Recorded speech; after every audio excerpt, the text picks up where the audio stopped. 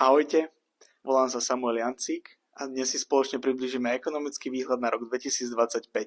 V tomto videu sa pozrieme na kľúčové ekonomické predpovede, očakávaný vývoj HDP, pokles alebo rast inflácie a celkové globálne ekonomické trendy. Aby sme pochopili, čo nás v roku 2025 čaká, je dôležité sa pozrieť na to v širšom obraze.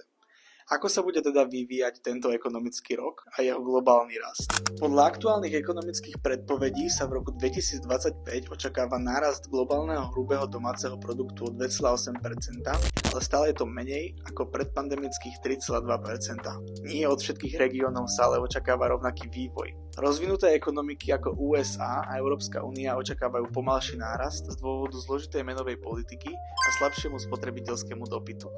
Naopak, rozvojové trhy, ako napríklad niektoré štáty v Afrike alebo Ázii, očakávajú dynamickejší nárast. Mnoho ekonómov upriamuje svoj zrak na Indiu, od ktorej sa očakáva, že bude globálnym ťahuňom. To znamená, že ekonomické príležitosti v rôznych regiónoch sveta budú odlišné. Niektoré krajiny sa môžu pomaly zotavovať a od iných sa očakáva rýchlejší rast a rozvoj. Poďme sa teraz spoločne bližšie pozrieť na konkrétne čísla rastu HDP a aké faktory ich môžu ovplyvniť. Globálne sa očakáva rast HDP na úrovni 2,8%, čo je mierne pod dlhodobým priemerom. V Spojených štátoch sa očakáva rast HDP na úrovni 2%, avšak záleží to od vývoju úrokových sadzieb a výšky spotrebiteľského dopytu. V Európskej únii prognozy hovoria ešte o pomalšom vývoji, dokonca na úrovni len 1,5%, za čo môžeme vďačiť vysokým úrokovým sadzbám, ktoré u nás panujú, a taktiež stále pretrvávajúcemu problému v energetickom sektore vďaka vojne na Ukrajine, ktorá tlmí ekonomickú aktivitu. Čína čelí dlhodobému problému s realitným sektorom, no aj tak napriek tomu jej očakávaný rast HDP je vo výške 4,5%, čo z nej stále robí lídra globálneho ekonomického rastu. No a India s očakávaným rastom HDP okolo 6,3% zostáva jednou z najrýchlejšie rozvíjajúcich sa ekonomík na svete.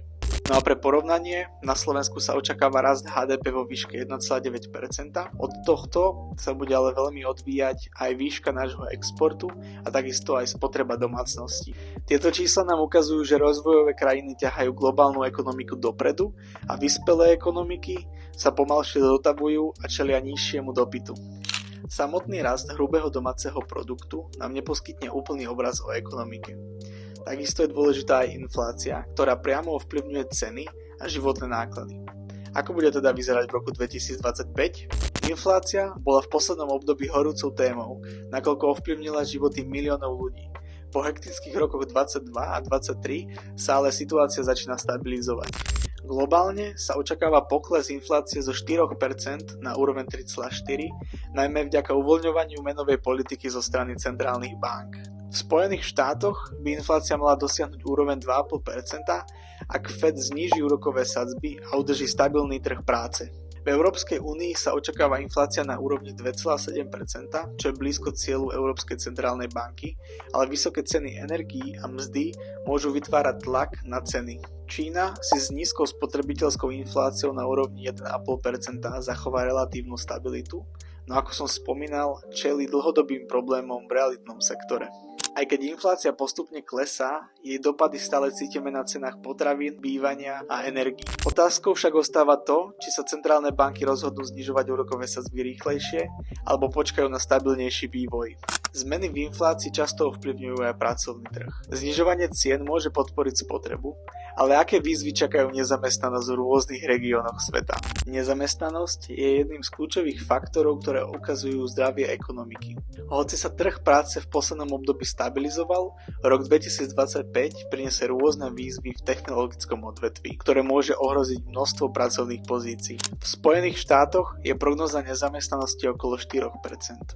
V Európskej únii sa nezamestnanosť pohybuje na úrovni 6,5%. V Číne a Indii aj napriek silnému ekonomickému rastu sa môže nezamestnanosť pohybovať v rozmedzi od 5,5 až do 7%. No a na Slovensku je predpokladaná nezamestnanosť okolo 6%. Zdravý trh práce je enormne podstatný pre rast ekonomiky, no kľúčovú úlohu hrajú aj úrokové sadzby, ktoré priamo ovplyvňujú dostupnosť úverov a investícií. Poďme sa pozrieť, aké nás čakajú zmeny v menovej politike. Úrokové sadzby sú kľúčovým nástrojom centrálnych bánk na reguláciu ekonomiky.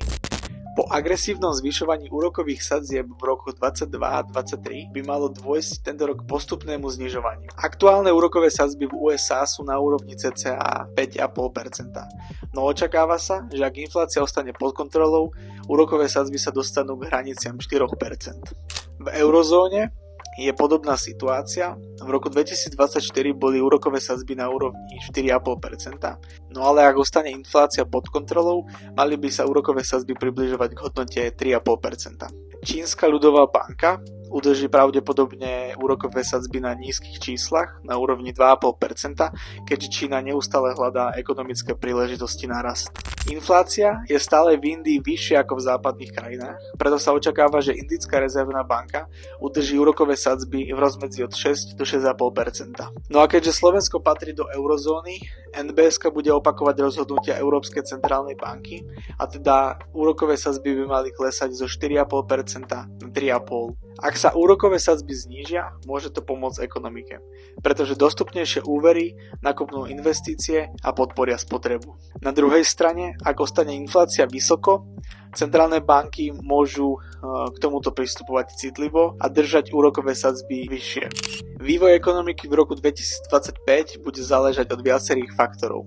Poďme si to teda na záver spoločne zhrnúť. Rast HDP sa očakáva na úrovni 2,8%, pričom rozvojové krajiny budú rast rýchlejšie ako vyspelé ekonomiky. Inflácia by mala klesať, ale jej tempo záleží od energetických cien a cien spotrebiteľských tovarov.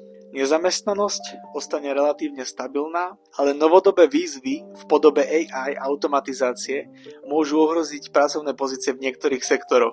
No a na záver, úrokové sadzby by sa mali postupne znižovať, čo môže ovplyvniť spotrebu a investície. Čo si o tom myslíte vy? Bude ekonomika v roku 2025 rásť, alebo nás čakajú ťažké časy? Napíšte mi váš názor do komentárov. Ak sa vám toto video páčilo, nezabudnite dať like, odber a dole kliknúť na zvonček, aby vám podobné analýzy už nikdy neunikli. Vidíme sa na budúce.